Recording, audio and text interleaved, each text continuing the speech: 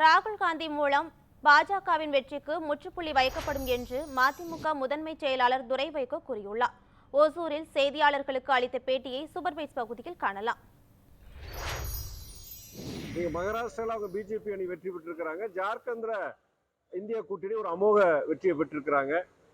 மகாராஷ்டிரா பொறுத்த வரைக்கும் என்னன்னா, கடந்த காலங்களில் சமீபத்தில் அங்க இருக்கிற இயக்கங்களை பிளவுபடுத்தி அங்க இருக்கிற சட்டமன்ற உறுப்பினர்களை குதிரை பேர மூலமா அவங்க இது பண்ணி பல்வேறு ஒரு முறைகேடுகள் ஜனநாயகத்திற்கு எதிரான ஒரு இதுல பாஜக ஈடுபட்டு இன்னைக்கு அந்த தேர்தலில் அவங்க வெற்றி பெற்றிருக்கிறாங்க.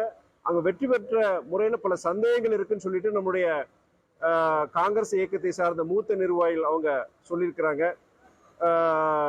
இடைத்தேர்தல் இங்க காங்கிரஸ்ல கர்நாடகாவை பொறுத்த வரைக்கும் இங்க நல்ல ஒரு மூணு தொகுதியிலே காங்கிரஸ் ஒரு பெரிய வெற்றியை பெற்றிருக்கிறாங்க.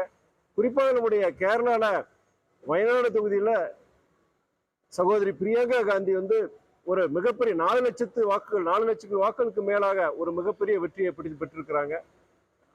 இது என்னன்னா, அடுத்து வர காலங்கள்ல கண்டிப்பா இது பாஜகவுடைய வெற்றி தொடராது.